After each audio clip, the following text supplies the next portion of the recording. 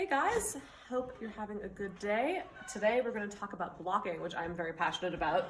So Melanie has graciously provided me with a sweater that she has knit that has never been blocked, and we're just going to go through the steps one by one. So this is a little bit smaller than I would recommend, but the first step you want to do is get some sort of large mixing bowl, stock pot, or if you have a very clean sink, you can do it in your sink. I would probably recommend a bathroom sink over a kitchen sink. Make sure it's totally clean though, whatever you use.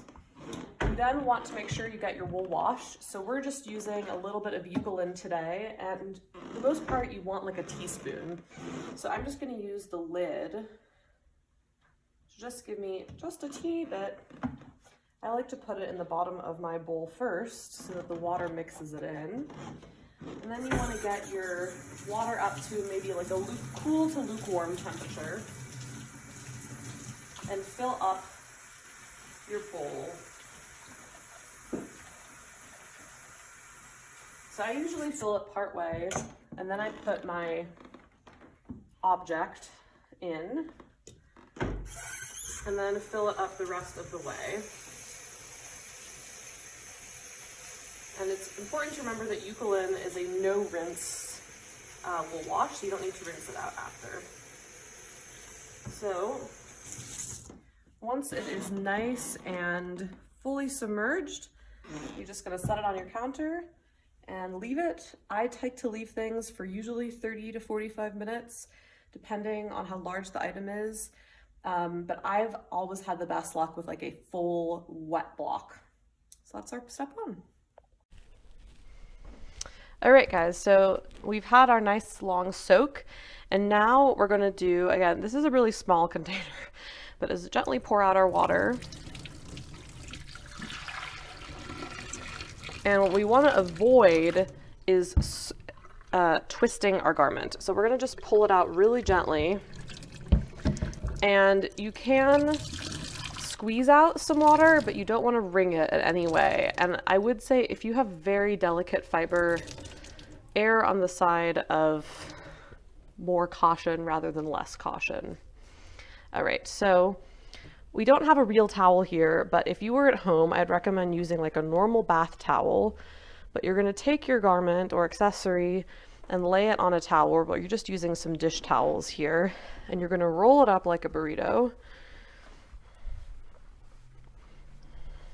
And at this point, you can be a little bit firmer, pressing into it to get out the extra water. If it's something big, I mean, I sometimes will step on it because I usually do this on the floor of my office room. But we're just trying to get out as much excess water as we can. And then again, we're going to just gently take our item, trying not to let it stretch out too much, over to our blocking mats. So our first step we've already completed, which is that you want to take your finished item. Melanie has graciously lent me a sweater of hers. And you're going to use a wool wash. I personally love the Eucalan. I have the unscented version because I have sensitive skin, but we also have eucalyptus, jasmine, lavender, and I feel like one more that I'm forgetting. But all you really need is 1 teaspoon. So I like to just use the lid of them just to fill it up like halfway and put it in the bottom of my bowl. I use usually between cold and lukewarm water. If you think that something might bleed, I recommend using cold water. And if you're less worried about that, lukewarm to warm water is fine. You just want to avoid a temperature shock.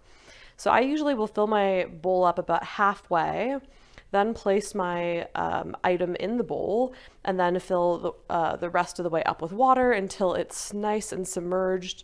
Gently, squish it down a little bit. And then I tend to leave my items for 30, 45 minutes, depending on how large the item is. I like to get a really good soak in. And so that's our step one. All right, guys, so our final step is we're gonna bring our item over to our blocking mats. And of the ones we sell in the shop, the Coco Knits ones are my favorite. These have this nice sort of almost fluffy surface, which allows more air to get underneath your garment so it dries more quickly. The other thing that's nice about these is they have a cloth that has 1 inch by 1 inch squares. So if you know that you have like a specific measurement that you need to, you can lay this down and then pin it on this. In this particular case, we don't have a specific measurement that we're pinning it to.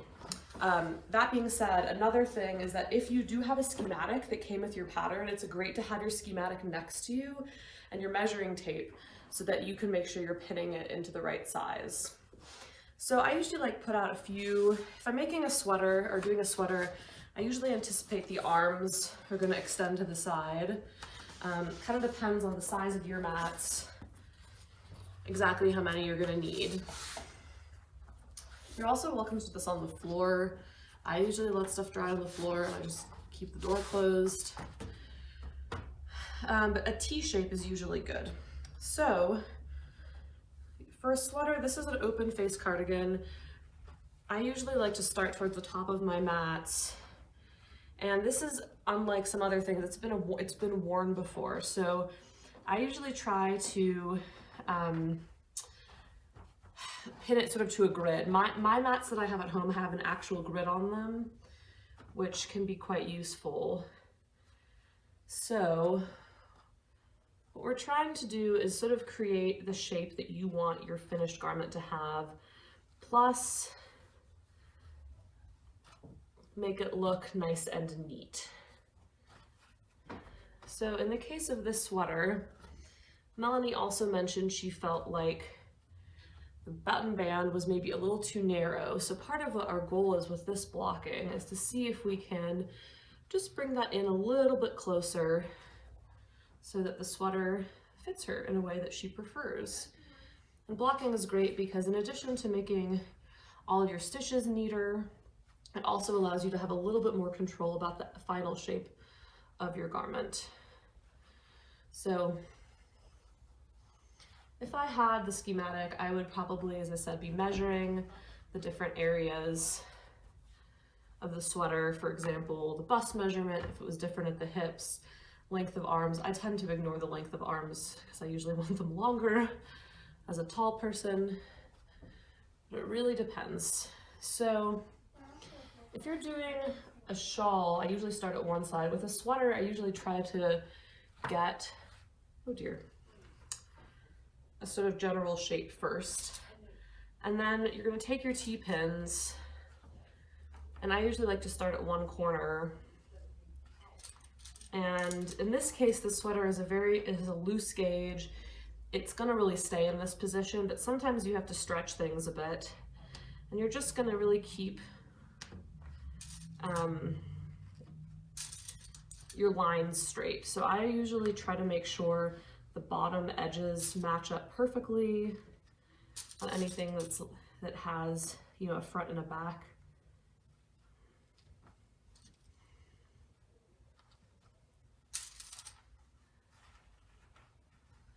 Just so it gets nice and even. And I just put my T-pins regularly, as I said, depending on how much you're having to actually stretch something. You know, if you had a tighter bind off or cast on, that might affect the number of T-pins, that kind of thing. And then in this case, as I said, the sweater is pretty stable. It's not like, it's kind of just staying in this position. So I might just put a few pins just to keep the lapel area sort of in a straight line, so as it dries it doesn't start to pull away.